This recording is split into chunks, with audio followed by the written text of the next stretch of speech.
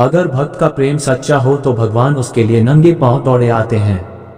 वहीं बात जब कन्हैया की हो तो कहने ही क्या, अपने भक्तों के लिए वह न जाने कितने रूप धारते हैं और कितनी ही अनगिनत लीलाएं कर चुके हैं, जिनका प्रमाण हमारे धार्मिक ग्रंथों में मिलता है।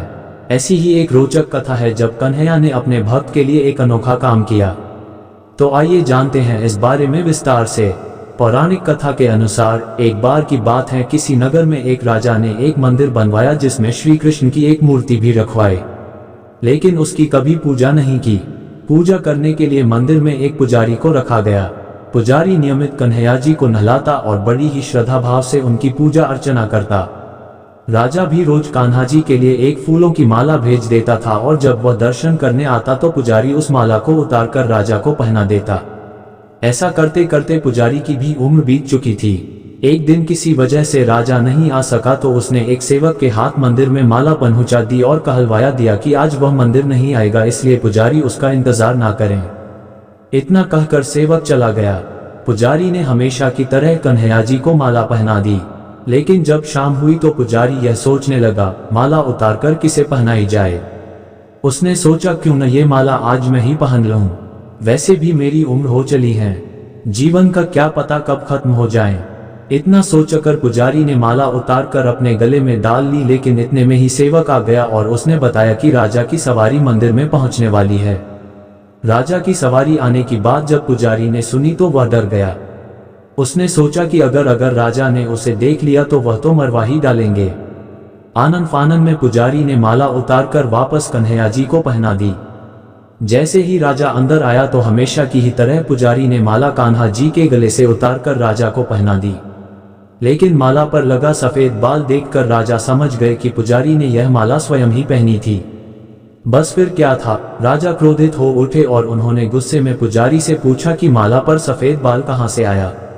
तब राजा की बात सुनकर पुजारी डर गया और बोल पड़ा, ये तो कन्हैया जी का है। अब तो राजा और भी क्रोधित हो गए, क्योंकि कान्हा तो भगवान है और उनके बाल सफेद कैसे हो सकते हैं। इसीलिए राजा ने फरमान सुना डाला कि कल श्रृंगार के समय राजा खुद आएंगे और देखेंगे सच में ही कान्हा जी का सफेद बाल है या पुजारी झूठ बोल रहा है। उन्होंने कहा कि अगर पुजारी ने झूठ बोला होगा तो उसे फांसी दे दी जाएगी। राजा का फरमान सुनकर पुजारी का बुरा हाल हो गया। उसने सोचा अब क्या करें, कहाँ जाए, अब तो उसका मरना तय है। तब रोते रोते वह भगवान की शरण में पहुंचा और उनसे कहा कि हे केशव, मुझसे झूठ बोलने का अपराध तो हुआ है, लेकिन हो सके तो मुझे क्षमा कर दें और राजा से रक्षा करें। पुजारी ने कहा कि हे माधव, आपकी सेवा करते करते करते मैं वृद्ध हो चुका हूं, अब आप मुझे माफ कर दीजिए, ऐसी गलती दोबारा नहीं होगी। यही कहते कहते पुजारी की न जाने कब आंख लग गई और उसकी आंख तब खुली जब सुबह हो चुकी थी। उधर सुबह होते ही राजा भी आ गया और कहने लगा, आज कान्हा जी का श्रृंगार वह खुद करेगा। ऐसा कहकर जैसे ही राजा ने कान्हा जी का मुकुट उतारा तो देखा कि श्री कृष्ण के तो सारे बाल ही सफेद हैं। लेकिन राजा को फिर भी यकीन नहीं हुआ।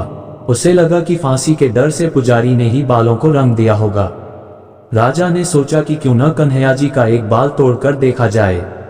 इसके बाद राजा ने कान्हा जी का एक बाल तोड़ लिया, लेकिन जैसे ही बाल टूटा कन्हैया के सिर से खून की धारा बहने लगी। ये देखकर राजा भगवान के चरणों में गिरकर माफी मांगने लगा। तभी श्री कृष्ण की मूर्ति से आवाज आई, हे राजन, तुमने मुझे केवल मूर्ति मात्र ही समझा, इसलिए आज से मैं तुम्हारे लिए केवल मूर्ति मात्र ही रहूंगा।